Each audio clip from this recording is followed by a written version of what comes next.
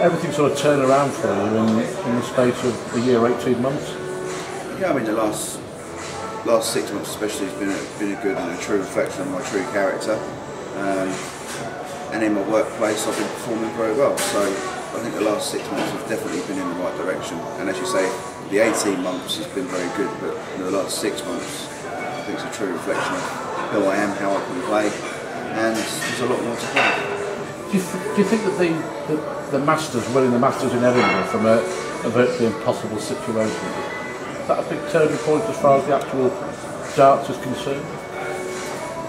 I think it was just part of an accumulation of small events and things happening that helped. But most of the big changes that have helped my game have been outside of darts, nothing to do with darts.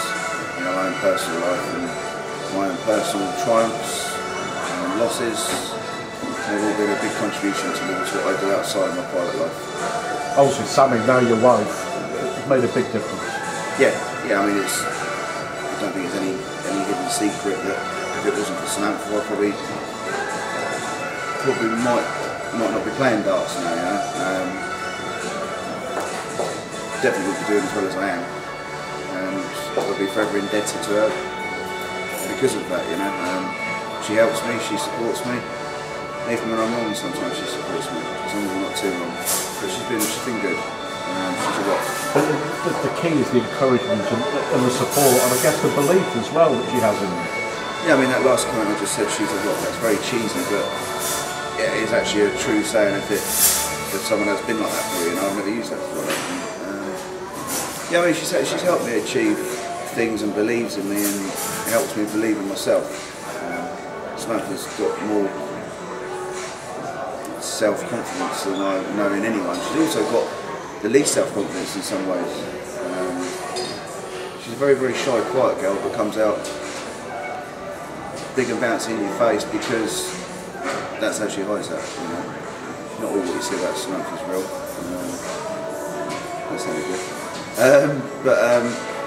No, she's got her own little issues, and like I said, she hides hers with being loud in your face and puts you on the back foot, which is actually quite a good defence mechanism that I've used in recent times. So, no, if it wasn't for her, I certainly wouldn't be doing what I'm doing now. I'm very lucky. And it shows in the darts, in the results, and I think also that you seem to look a lot more relaxed when you're playing them. Yeah, I guess so. Now I've got when I work, I'm working for myself. I've got one person around me with my darts, and I haven't got anyone else. And what I do now is my decisions are made, and I haven't got people fighting and arguing against me. Questioning me if I'm right or if I'm wrong. I've got someone that's with me, supporting me 100%. There is no questions, there is no ifs, no buts. They're there. And that's also a massive, massive help. You enjoyed the World Series, you've got to a final. You'd like to get to another one, I'm sure. And then the aims for the rest of the year, what would you like to achieve? To be honest, I'm quite shocked that I haven't won a World Series, to be fair. That's how good I feel at times. I think Dubai I was very out of sorts there. I don't know why. It was very disappointing for myself. But I mean, the last 2 trips I played alright. Played very poor against Peter Wright, which was quite upsetting.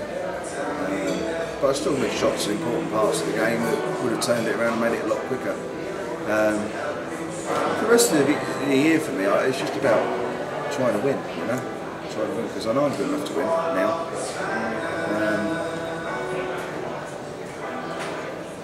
And I think I've got a point to prove to myself.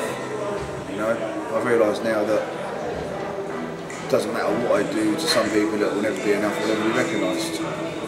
Very few people, so now I've stopped trying to prove that point to those people.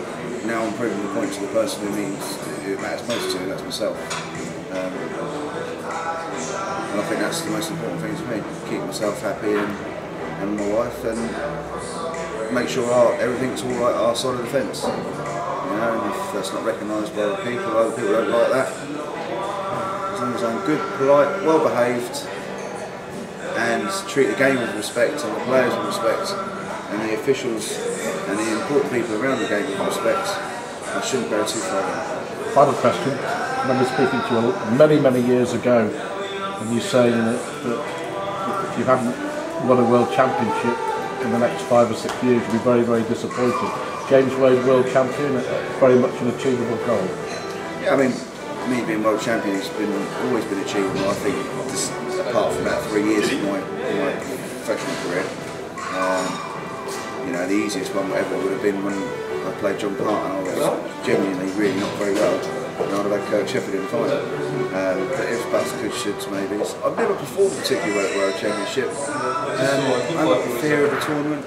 I've not even got a stigma on me. I think the only thing I can put it down to is I see Christmas as a family time, and perhaps I can't quite zone in as much, you know, because it's at that time. I don't know. That's the only thing out of all the years I've thought about it, I don't know. But every year I go there, expecting to win, believing I can win, but I've never quite got there. I don't know. Very strange. Very strange. It's a question I can't answer.